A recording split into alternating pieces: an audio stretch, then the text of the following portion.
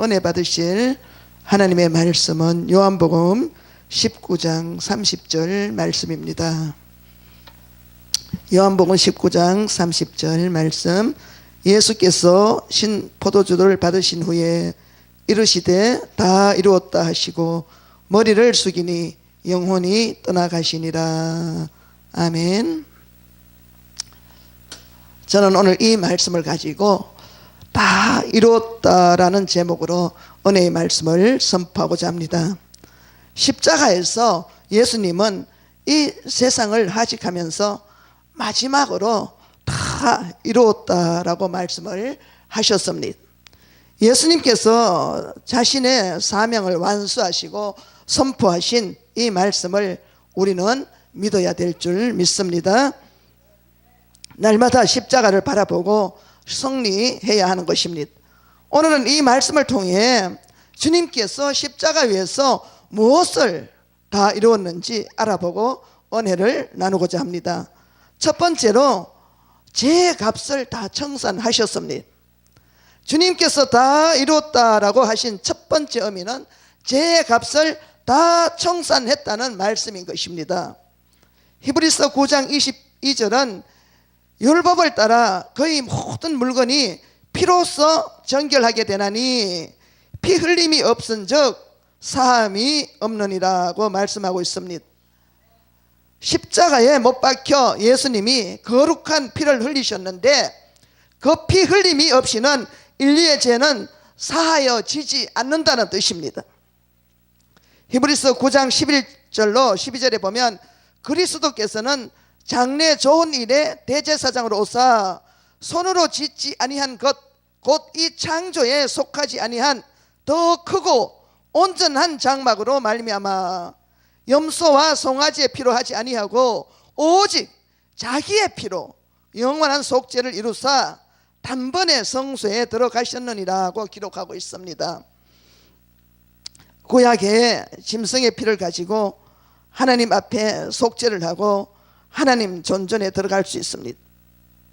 그러나 신약시대에 와서는 이제 예수님의 피가 이 땅에서 하나님 앞에 영원한 속죄피로 드려졌기 때문에 영원히 죄를 용서하는 제사가 되는 것입니다. 그래서 우리는 용서받은 의인이 된 것입니다. 로마서 8장 1절로 2절에는 그러므로 이제 그리스도 예수 안에 있는 자에게는 결코 정죄함이 없나니 이는 그리스도 예수 안에 있는 생명의 성령의 법이 죄와 사망의 법에서 너를 해방하였습니다. 아멘.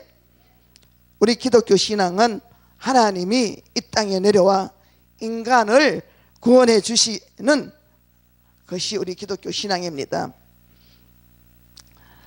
에베소서 2장 8절에는 너희는 그 은혜에 의하여 믿음으로 말미암아 구원을 받았으니 이것은 너희에게서 난 것이 아니요 하나님의 선물이라고 말씀하고 계십니다. 그러므로 예수님께서 십자가에서 이루신 것을 믿고 바라보기만 하면 구원을 선물로 받는 것입니다. 아멘. 조셉 프린스라는 사람은 잊혀진 은혜라는 책에서 은혜의 중요성에 대해서 이렇게 말을 했습니다. 율법 아래선 최고의 인간조차도 실패하지만 은혜 아래에선 최악의 인간도 구원을 받을 수가 있다. 아멘. 예수님과 함께 십자가에 달린 강도가 구원받은 것은 바로 이 구원의 은혜로 이 말미암아 이 구원의 은혜를 선물로 받았기 때문입니다. 다 이루었다. 두 번째, 허물을 다 씻어 깨끗하게 하셨습니다. 우리가 십자가를 바라보면서 깨달아야 될 다 이루었다라는 이 두 번째 의미는 허물을 다 씻어 깨끗하게 하셨다. 아멘. 우리는 죄와 허물을 깨끗이 씻음 받아야 됩니다. 여기서 허물이란 나쁜 행위나 습관을 말하는 것입니다. 저와 여러분은 날마다 해결을 통해서 예수님의 보혈의 피로 허물을 다 씻음 받아야 될 줄 믿습니다. 그러므로 예수님의 피로써 우리가 속죄함을 받을 때 죄와 허물로부터 속죄함을 받는다고 말하는 것입니다. 죄는 전달돼 온 죄.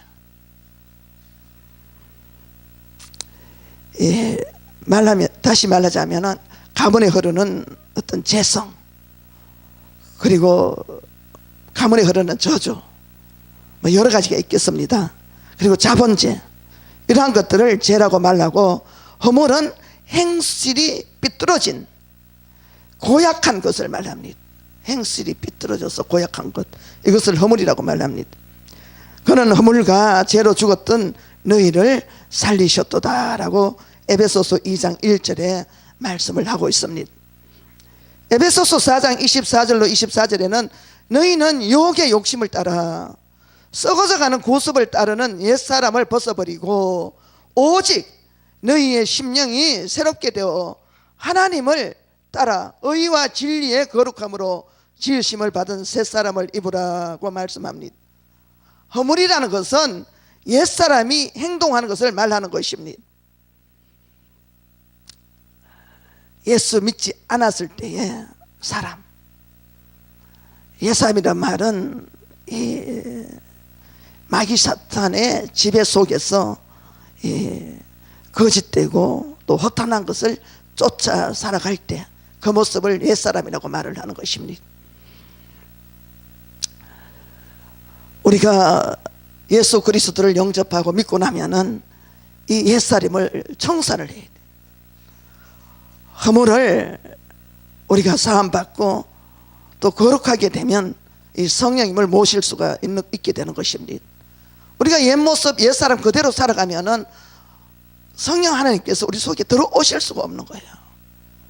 그래서 옛사람을 벗어버리고 날마다 내 자신을 십자가에 복종시키고 우리가 또 회개하고 날마다 선교를 위해서 우리가 이 말씀을 부여잡고 기도하면서 나갈 때 우리 속에는 옛사람이 씻어집니다. 그리고 제하여집니다. 그래서 성령 하나님께서 저와 여러분 속에 들어오셔서 함께 거하심으로 말미암아 우리가 그 능력을 힘입을 수 있는 것이고 우리가 하나님의 뜻을 이루어갈 수가 있는 것입니다. 여러분들은 다 옛사람을 벗어버리시기 바랍니다. 허물을 제한받고 거룩하게 되는 성령의 사람이 되시기를 주님의 이름으로 축복을 합니다. 세 번째는 질병의 문제를 다 해결을 하셨습니다. 다 이루었다라는 세 번째 뜻, 예수님께서 죄와 더불어 병을 물리치셨다는 것입니다. 예수님의 사역의 3분의 2가 병 고치는 것이었습니다. 오늘 많은 사람들이 또 많은 교회가 이 귀신 쫓아내고 병 고치는 사역을 하면은 이단이라고 몰아붙여요. 이 문명사회에 살아가면서 귀신이 어디 있고 또 어술이 워낙 뛰어났기 때문에 병원에 가면 고칠 수 있는데 이것을 어떻게 말도 안 되게 이 병 고치는 걸 교회에서 하느냐, 이래서 이 병 고치는 사역을 하는 사람들을 이단으로 취급하고 그리고 배척을 합니다. 그것은 굉장히 잘못된 것입니다. 교회는 병 고치는 사역을 해야 돼요. 예수님께서 아까도 말씀드렸지만은 이 사역의 3분의 1을 병 고치는 그 사역을 하셨습니다. 오늘날 교회가 살아있다면은 예수님이 하시는 이 3대 사역을 우리가 분명하게 해야 될 줄 믿습니다. 우리가 가르치고 천국 복음 전하고 그 다음에 모든 약한 것과 질병을 고치는 이 사역을 우리가 떠나면 안 된다 이 말씀이에요. 반드시 해야 될 줄 믿습니다.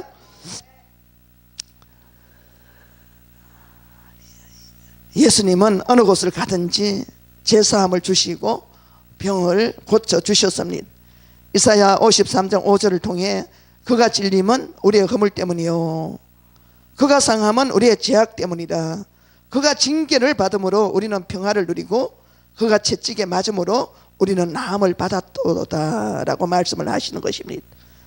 주님은 안식일에도 이 병을 고치는 사역을 하셨습니다. 병의 빚을 다 청산하셨기 때문에 주님께서는 이 주님이 이 청산한 병을 처리하시는 일을 게을리하지 아니하셨습니다. 유대인들은 안식일은 아무 일도 못합니다.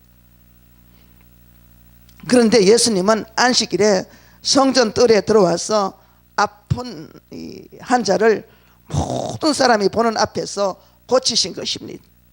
누가복음 13장 10절에서 13절, 예수님께서 안식일에 한 회당에서 가르치실 때에 18해 동안이나 귀신 들려 앓으며 꼬부라져 조금도 펴지 못하는 한 여자가 있더라. 예수께서 보시고 불러 이르시되 여자여 내가 내 병에서 놓였다 하시고 안수하시니 여자가 곧 펴고 하나님께 영광을 돌리는지라. 아멘. 그리고 누가복음 13장 14절에서 17절에 보면은 회당장이 예수께서 안식일에 병 고치시는 것을 분내어 무리에게 이르되 일할 날이 엿새가 있으니 그 동안에 와서 고침을 받을 것이요 안식일에는 하지 말 것이니라 하거늘 주께서 대답하여 이르시되 외식하는 자들아 너희가 각각 안식일에 자기의 소나 나귀를 외양간에서 풀어내어 이끌고 가서 물을 먹이지 아니하느냐. 그러면 18해 동안 사탄에게 매임받은 이 아브라함의 딸을 안식일에 이 매임에서 푸는 것이 합당하지 아니하냐. 예수께서 이 말씀을 하시매 모든 반대하는 자들은 부끄러워하고 온 무리는 그가 하시는 모든 영광스러운 일을 기뻐하니라고 말씀하십니다. 주님은 질병의 문제를 다 이루었습니다. 우리 예수 믿는 우리 하나님의 백성들이 아프면 안 되는 거예요. 치료되어야 됩니다. 가는 곳마다 암덩어리가 떠나가고 불치병이 사라지고 안전병이 일어나고 눈먼 자가 눈을 뜨고 귀머거리가 귀가 열리는 그런 역사가 일어나야 됩니다. 그것이 하나님의 뜻이고 하나님의 소원인 줄 믿습니다. 아멘. 그 다음에는 네 번째로 가난과 저주를 다 청산을 하셨습니다. 믿으십니까? 예수님은 십자가에서 가난과 저주를 다 청산을 했습니다. 고린도후서 8장 9절은 우리 주 예수 그리스도의 은혜를 너희가 알거니와 부여하신 이로써 너희를 위하여 가난하게 되심은 그가 가난함으로 말미암아 너희를 부여하게 하려 하심이다. 아멘. 저희 교회에 온 70세 넘은 할머니가 계셨는데 그 가난의 영에서 그 가난의 삶에서 벗어나지 못해서 어떻게 하면 목사님 저도 잘 살 수가 있을까요? 이러한 어떤 상담을 하셨어요. 그래서 제가 이 말씀을 줬습니다. 매일 이 말씀을 30분 이상 쓰고 30분 이상 읽고 이 말씀을 붙잡고 기도하고 그래라. 그 집에 돌아가서 이 말씀을 부여잡고 기도하고 쓰고 기도하고 쓰고 하는데 한상이 나타나요. 어떤 베토벤처럼 머리를 그렇게 파마를 하고 포로 헤쳐가지고 이 베토벤처럼 생겼다고 그러더라고요.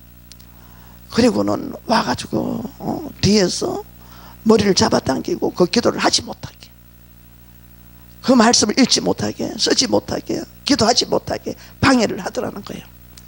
그래서 목숨을 걸고 이 말씀을 부여잡고 기도하고 또 묵상하고 쓰고 그렇게 해서 또 저가 가서 또 신방도 해주고 이렇게 하면서 승리를 했는데 그 가난에 그 어려운 그 가난에서 해방받아 놀라운 역사가 일어났습니다. 계획도 없던 재개발 사업이 일어나서 거기서 많은 보상을 받고 큰 아파트로 이사가고 돈이 남았어도 또 언행에 집어넣고 쓸 수 있는 그런 축복을 받았던 것입니다. 우리 주님께서는 십자가에서 가난과 저주를 다 청산했습니다. 예수님은 우리를 위해서 가난해졌습니다. 그 대가로 우리는 부요함을 받았습니다. 그러므로 저와 여러분이 가난한 것은 하나님의 뜻이 아니라는 사실을 아시기를 바랍니다.